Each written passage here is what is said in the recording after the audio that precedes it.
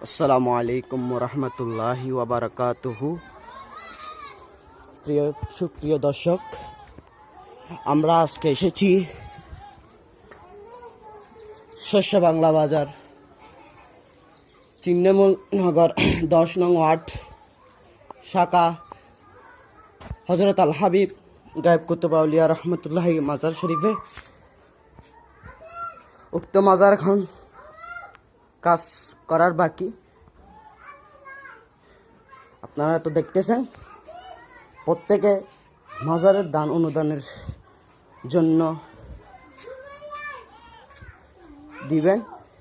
এটা কুতুবশাহ খাদেম দ্বিতীয় মরহম মোহাম্মদ মহিউদ্দিন, এটা হজরত যিনি আজকের এই ছিন্নমূল জমিনকে দামি করেছে, হজরত আল হাবিব গায়েব কুতুব আউলিয়া রহমতুল্লাহি আলাইহি দরবার।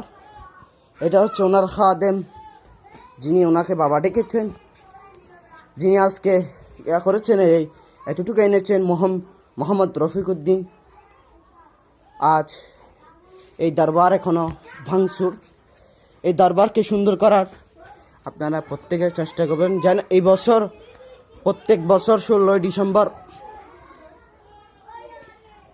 দিন দুপুরে জুমার নামাজের পর মিলাদ শফি বড় করে মেহফিল করা হয়। এবছর ততটুকু করতে পারে নাই আর্থিক অবস্থার কারণে।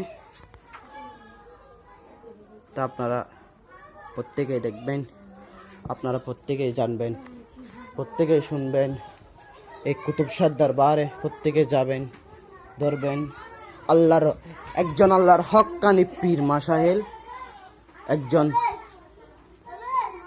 খোদার রহমত 24 ঘন্টা নাজিল হয়। সুবহানাল্লাহ।